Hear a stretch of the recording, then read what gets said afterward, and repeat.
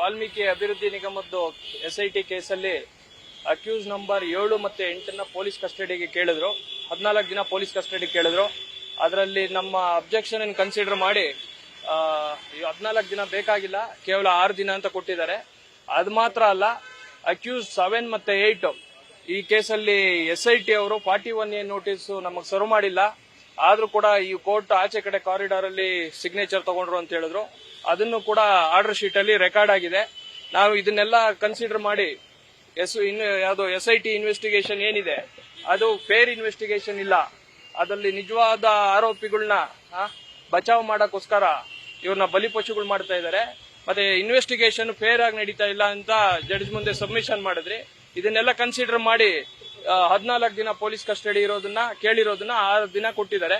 But ಯಾವುದು SIT ನಡೆ ಏನಿದೆ, ಯಾವುದು 41A ನೋಟಿಸ್ಗೆ ಹಿಂದಿಂದ ಆಂಟಿಡೇಟ್ ಅಂದ್ರೆ ಈ ದಿನ ಸಿಗ್ನೇಚರ್ ತಗೊಂಡು ಹಿಂದಿನ ದಿನ ಸರ್ವ್ ಮಾಡ್ದಂಗೆ ಮಾಡಿರೋದೆಲ್ಲ ನೋಡಿದ್ರೆ ಈ ಇನ್ವೆಸ್ಟಿಗೇಷನ್ ಪ್ರಾಪರ್ ದಿಕ್ಕಲ್ಲಿ ಹೋಗ್ತಾ ಇಲ್ಲ.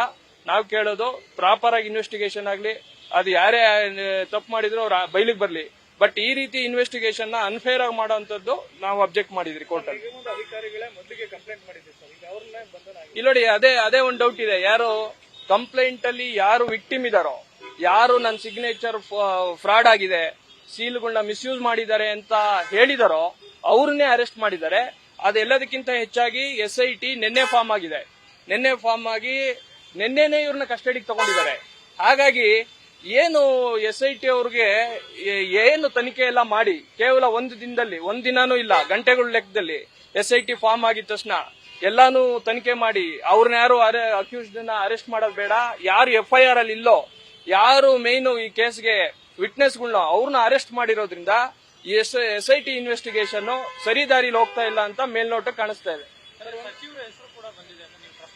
ಇಲ್ಲ, ಅದರಲ್ಲಿ ಯಾರು ಚಂದ್ರಶೇಖರ್ ಡೆತ್ ನೋಟ್ ಏನಿದೆ ಅದರಲ್ಲಿ ಸಚಿವರ ಹೆಸರಿದೆ ಅನ್ನೋದನ್ನ ಕೋರ್ಟ್ ಗಮನಕ್ಕೆ ತಂದೆ. ಹಾಗಾಗಿ ಸಚಿವರ ಹೆಸರು ಎಲ್ಲ ಇರೋದ್ರಿಂದ ಪೊಲೀಸ್ ಕಸ್ಟಡಿ ಕೊಡಬಾರದು ಅನ್ನೋದು ನಮ್ಮ ವಾದ ಆಗಿತ್ತು. ಸರ್, ಬ್ಯಾಂಕ್ ಸಿಬ್ಬಂದಿ CBIಗೆ ಲೆಟರ್ ಕೊಟ್ಟಿದ್ರು ಸರ್. ಮತ್ತೊಂದ್ ಕಡೆ ಅವ್ರನ್ನ ಅಕ್ಯೂಸ್ ಮಾಡ್ಕೊಂಡಿದ್ದಾರೆ. ಆದ್ರೂ ಯಾರನ್ನು ಕೂಡ ಇನ್ನ ಸಂಪರ್ಕ ಮಾಡ್ತಿಲ್ಲ ಸಚಿವ.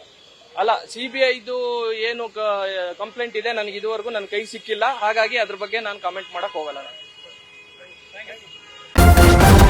ನ್ಯೂಸ್ ಫಸ್ಟ್ ನಿರ್ಭೀತಿಯಿಂದ ನಿಮ್ಮ ಪರವಾಗಿ.